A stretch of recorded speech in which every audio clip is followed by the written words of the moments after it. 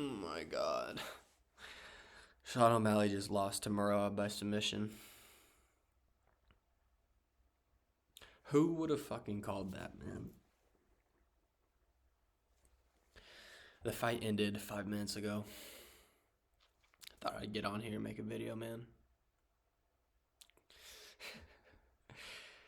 Fuck. Alright, let's break it. Oh my god. Let's break down the card, guys. Let's just go over the big fights or some highlights, you know. Oh my god, Ju Sang Yu. We'll go through these quick, and then we can get to the main event.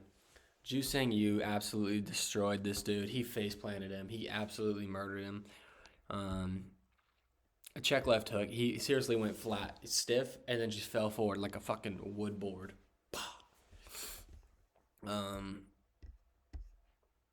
God, I'm so upset. Waldo Cortez Acosta beat Sergey. That's a good win. Gustafson destroyed Williams. Chaos. Azamat, yeah, KO'd him. Joshua Van got the TKO. KO. He won by knockout in round 3. 4 minutes, too. Very last minute of round 3.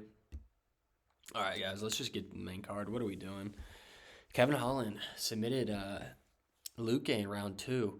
I was upset at this. It is currently 8:12 in the morning for me. So I missed this fight because I woke up right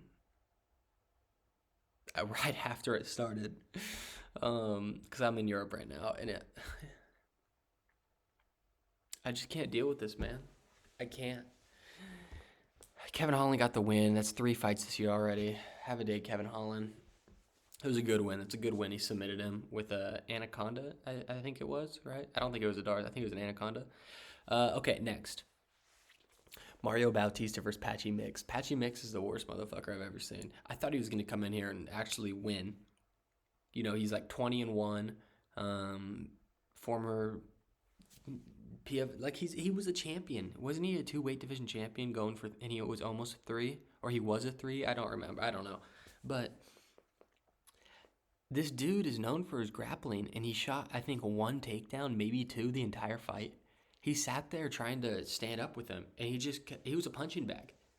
He was a punching bag. I don't understand what the game plan was here. I get it. He came in on short notice. You know, it was probably like 3 or 4 weeks, right? But what the fuck? That's enough time to get a game plan together. It wasn't like a cardio issue for him. It was just, I'm a retard issue for him. And he's a jiu-jitsu guy. Like, you don't need you can have a game plan, like, to work on entries, like, to get the takedown or get to the ground. But it's not like you're a striker and your game plan, you're focusing on, like, picking up cues, what to do on the feet, to help you, like, score or help you, like, get a knockout or land some punches. It's not like this is a striker matchup where they're, like, studying each other's stand-up. This dude has to just take it to the ground and then work from there. Sure, you can do some research, you know, like, good, maybe what Mario Bautista sucks at. You know, does he get taken down here? Does he get taken down there?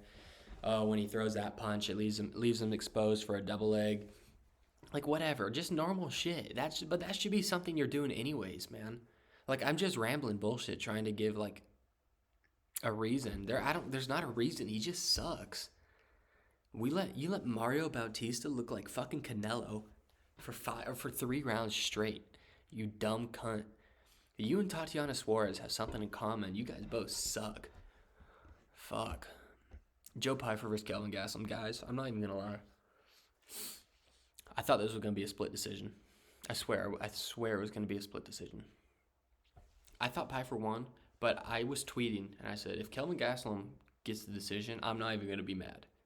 For 2 reasons. First of all, Joe Pyfer stopped throwing punches. He would only throw big, like, power punches. And it worked in the first round. He dropped him twice. He dropped him 2 times in the first minute and the last minute of the round 1. I don't think it was a 10-8 round. One of the judges gave it a 10-8 round. No, I'm not agreeing with that. Yes, he dropped him twice. He dropped him, and then he got up. He dropped him, and then he got up. It's not like he got it on top. It landed from fucking ground and pound and beat the fucking shit out of him.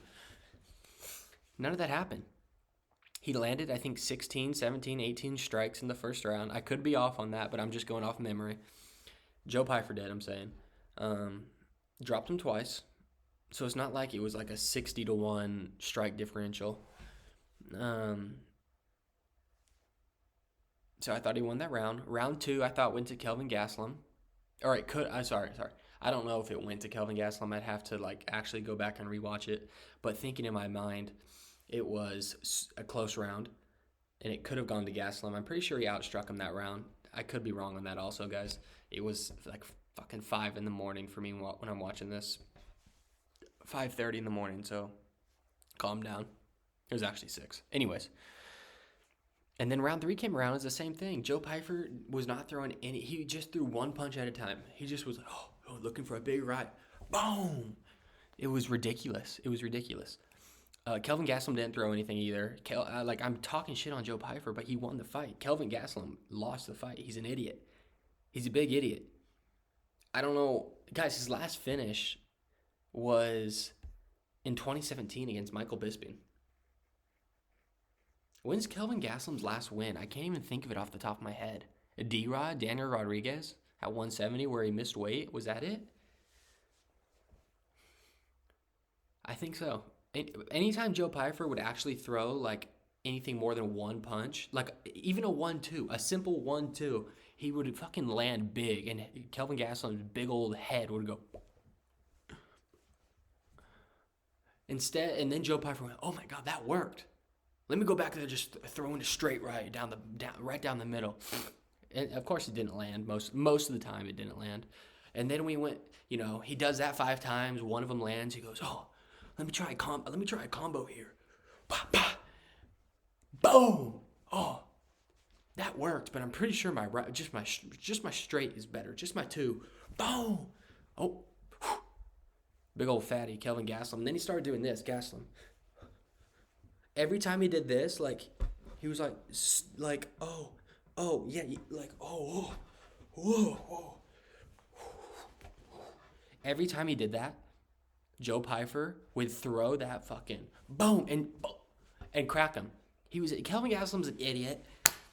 Joe, God, I don't even know. It pissed me off watching the fight. It pissed me off. Mario Bautista's fight pissed me off. It wasn't even a bad fight because Mario Bautista put it on him. But you're just, people were booing a lot, which I get because you're expecting something to happen. You don't want Mario Bautista to win either. And the whole thing happened. It's just the opposite thing that happens. I don't even care that Mario Bautista won. I don't give a fuck if he wins or loses. I don't care if Patchy Mix wins or loses. It's just what are you doing? I want to see I don't even know. I don't know what my problem is. Mario Bautista put it on him for 3 rounds, and I'm upset. I think I'm just upset that it was such an ass whooping, and that Patchy looked so shit. I thought he was gonna come in here. He was 20-1. He was the champion in PFL. Whatever, double champion, triple champion, I don't even know. I don't know. But I know he was something good. I know he was a champion. I don't know if he was double or triple. I think he was. It's just what the fuck, man? We're expecting we're expecting you to come in here and show yourself, make a name for yourself. And then you post this shit, man. It's what are you doing? You suck. You look like a little goblin too. He's the ugliest motherfucker I've ever seen in my life. I tweeted about that last week. I said, this dude's ugly, man. He is ugly.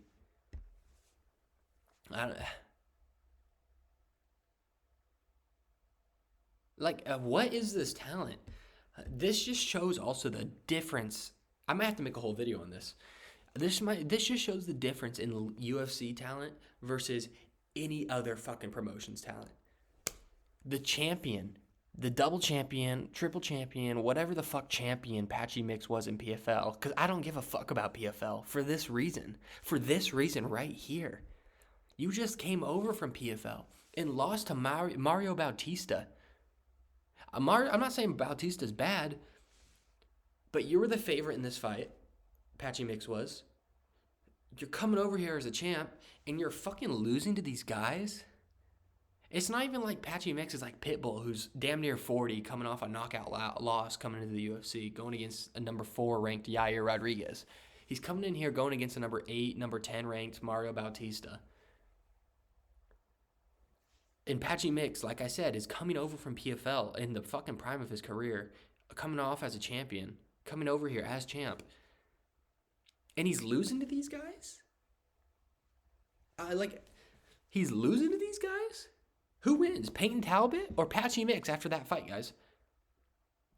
Because if Patchy Mix isn't going to shoot more than 2 takedowns and he's going to give up after the first one, who wins that fight? Tell me. Because Patchy Mix is a fucking punching bag. He sat there like this. No head movement. Hit, like this. Looking like a goblin. We're going to move on.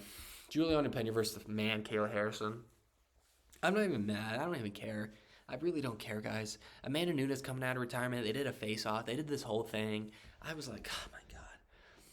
Well, at least, hey, we got 2 submissions. We had 2 finishes on title fights. I guess that's good. Not really, though. Low-key, guys, I wanted Juliana Peña to win. I'm not even going to, say anything. I'm not even going to lie. Juliana Peña is so annoying. But I think the reason is, every time she's walking out to the octagon, I'm like, this bitch is about to get her ass kicked. Like, she sucks. She's about to get her ass kicked. How is she champ? And then I start rooting for her. I start going for them. You know, sometimes I just want to go for the underdog. Even if they're disliked. Like, sometimes I just want to see people mad. Like, oh, if Peña wins, I know people would be upset. And so I'm like, man, I want to see that happen. That was not the case for Merab and O'Malley, and we'll get into that. But, I think another thing is why I want Peña to win more is because I was in person in Vegas when she beat Amanda for the first time. I was live at the event, and it was nuts. And I think I just, want her to win more because of that. Because I saw her win. But fuck, man, she got fucked up. She wasn't winning any minute of this fight. What was it, round 2, right? Yeah, last 5 seconds of round 2. Round 1, she got taken down, held there. Kayla Harrison really didn't do any ground and pound, nothing really great. Kind of just holding position, looking to advance position. I would say maybe threaten an arm triangle from side control or half guard rather. I think it was half guard. She was threatening it. But round 2 came along, and she just fucking did the same thing she did in round 1. She took her down. Peña couldn't do anything on the ground. She looked like an idiot. She didn't look like... She did, I guess. She got submitted. She looked like an idiot. And then it was a Kimura to win. Was it Americana? No, it was a Kimura to win. From side control, 5 seconds left in the round. Kayla Harrison against the mic. They were all cool. They're all buddy-buddy after Harrison and Peña. Which is fine, whatever. I don't care. Then Amanda Nunes gets in the octagon. The security wouldn't let Amanda Nunes through. They didn't know who she was. I wouldn't either. No, I would. I'd be like, oof. Is that Patchy Mix? Oh, no, that's Amanda Nunes. Shit, come on in. And, so they wouldn't let her in for 30 seconds. They finally get her in. And I was hoping, dude, this is how the UFC... They can't... It's one thing about Juliana Peña is she can sell a fight. Even if it's annoying, yapping, talking shit like that, she can sell a fight. She can. The most hyped up thing at that press conference the other day was fucking Juliana Peña and Kayla Harrison. I'm not even kidding either. And if you think I'm lying, go back and watch it. And it's it's 13 minutes long, the press conference, so you can go look. UFC. But I thought Kayla was going to get on the mic and then, get in here. Where's Amanda? Get in here. You're next. Get in here. Amanda finally walks in. That should really be Kayla Harrison walking. Then Amanda walks in. They get next to each other. Oh my God! Hello, hello, hello. Yes, yes, yes, yes. Oh my God, we're gonna do it. And I was sitting here, 7 a.m. in the morning. I've been up since 5:15. I was awake early in the early prelims. I fell asleep and set an alarm for this. Still a little upset that from the last fight, the Joe Pyfer fight. Still a little upset that I missed the Kevin Holland fight because I was asleep. And I see this, and I'm just looking. A little upset that Peña lost. And I'm just like, This is women's MMA. This is women's MMA. No fucking hype. No nothing. There's no hype for this fight. Zero. 0, 0, 0, 0, 0, 0, 0, 0, 0, 0.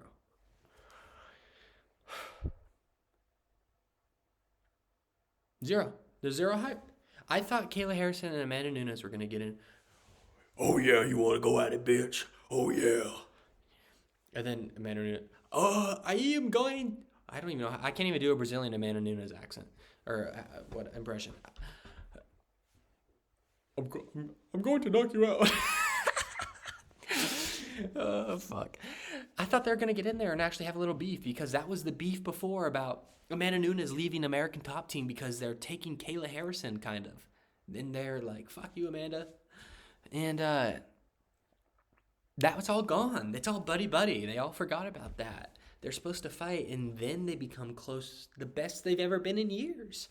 The most welcoming and accepting and loving and happy to see each other that they've been in years, right when they're about to fight. Right before they're about to fight. For Amanda Nunes' comeback. I think it's fucking ridiculous. I think it's stupid. Kayla Harrison does not know how to sell a fight. She's kind of dull on, like, anytime she gets on the mic, she tries to, like, hype it up. She tries to get with the crowd, and I can't, I want to say I appreciate the effort, but I don't. I don't. And I know the UFC is going to make this a main event. Kayla Harrison, the comeback, the greatest of all time versus the two-time Olympic gold medalist. And it's just going to be like, fuck, this is going to be a main event. And then I should really bring up the numbers, but I for that good video I made a few days back, that like the UFC, what was it titled?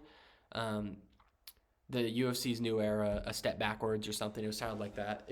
If you haven't watched it, go check that out. I put probably 30 hours into that video, and it's a good video. It's not like a foreign video. I edited that thing, so please check that out. I did research, and I ended up cutting it from the video, but I did research on like pay-per-view buys because that was going to be a topic.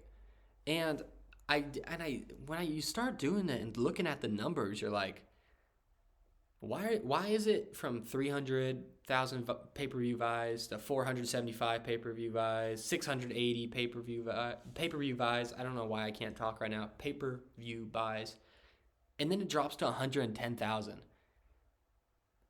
And then you go, a couple, 3, 4, 500,000. Oh, there's an 800,000. Who fought there? Oh, okay. And then it drops to 90,000.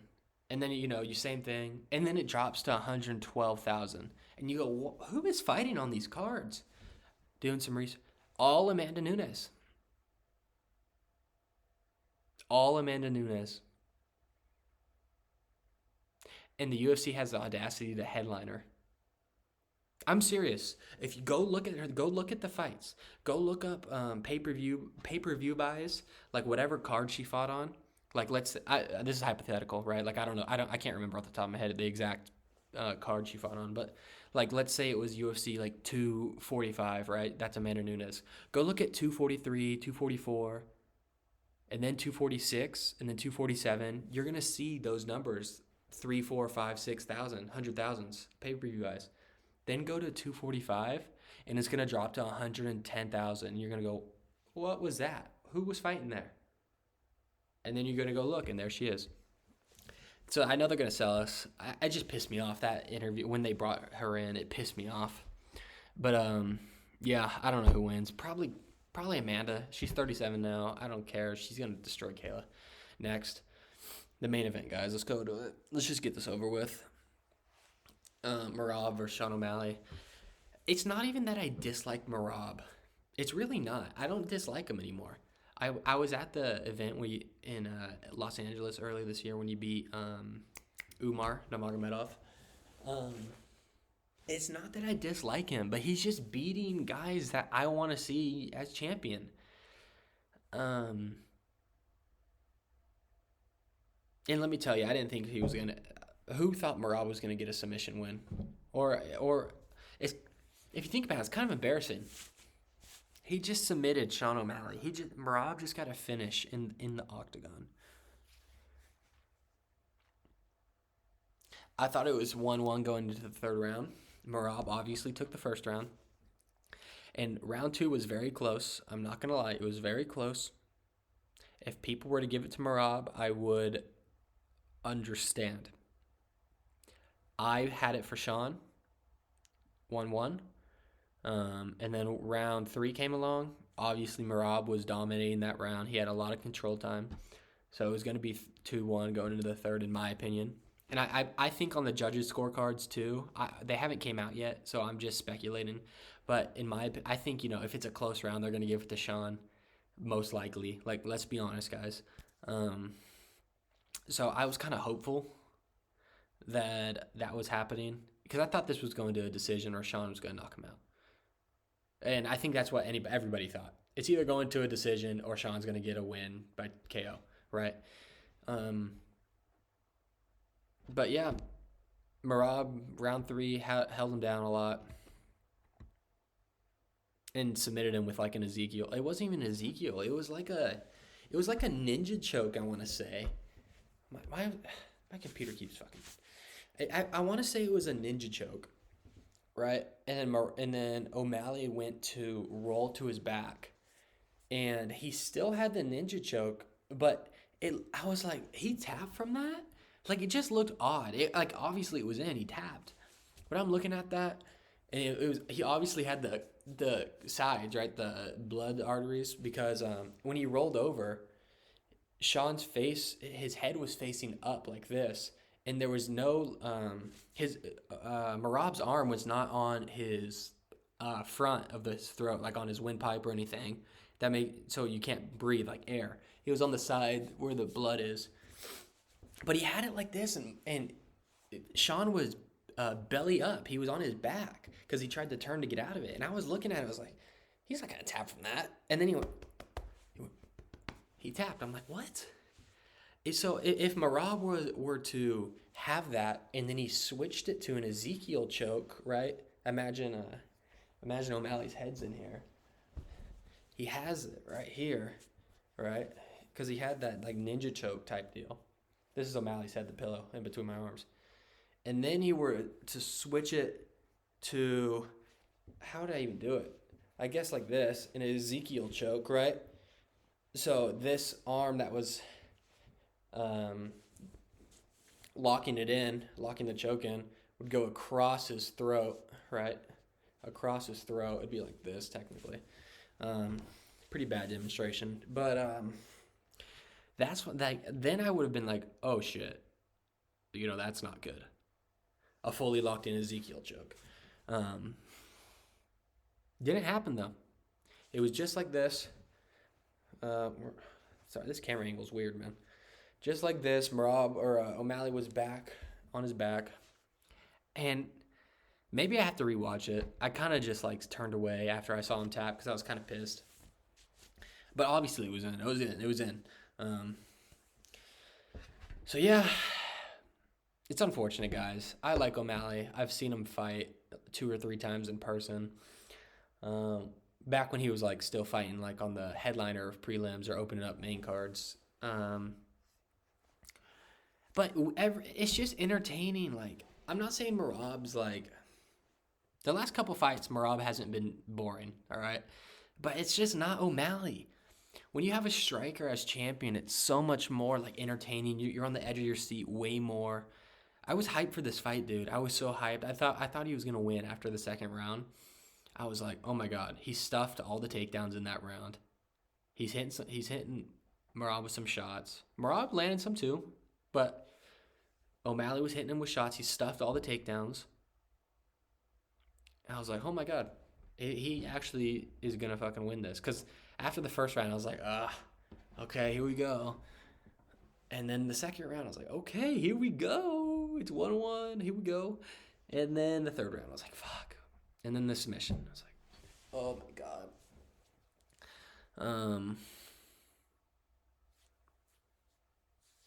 I don't know what's next for O'Malley. Then Joe Rogan got on the mic. The commentary pissed me off so bad too, guys. They thought it was a fact that Merab was up 2-0 after 2 rounds. I'm like, you guys are stupider than a fucking box of rocks. I'm serious. I can do commentary. I'm not even joking either. I can talk. I can yap. I can do my research. I can do commentary and not sound like a fucking idiot up there. And I know enough about like what's going on where I can give my thoughts too. I'm not saying I'm some fucking analyst, fucking former fighter, with all this experience. But I know enough about the sport to know what's going on and to know what the judges are thinking, what fans are thinking, what's actually going on in front of me. And these, like, DC and Rogan are fucking idiots. I like DC too. I think he's a good commentator, but he just pisses me off sometimes. So does Anik. John Anik pisses me off. Honestly, I say we wipe the whole desk. No, I don't mean that. I like DC. I actually like DC as a commentator. But seriously, wipe John Anik and Joe Rogan. I would not give a damn. I would not give a damn. Wipe them. Like you wipe your butt after fucking diarrhea. Fuck, man.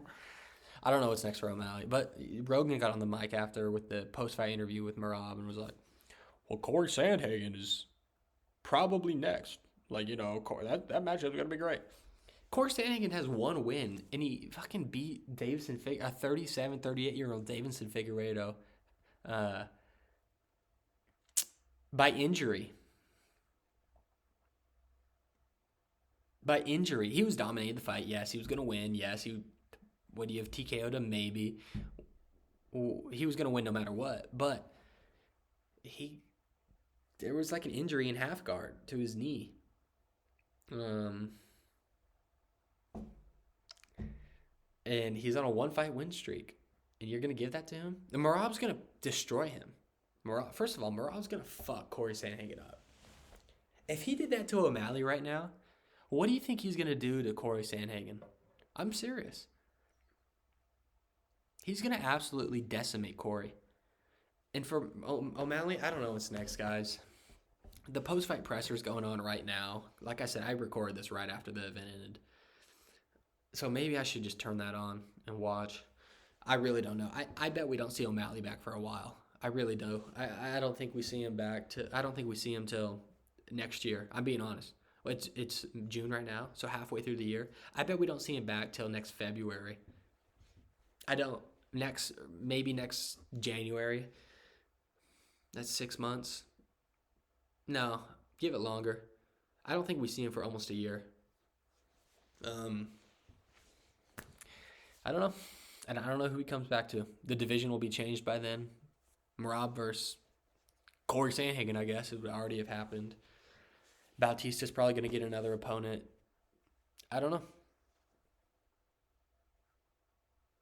Maybe Cejudo, if he's still around, just to do another wrestling training camp. Because obviously, we knew this, but the grappling is not that's not his game. He's a striker.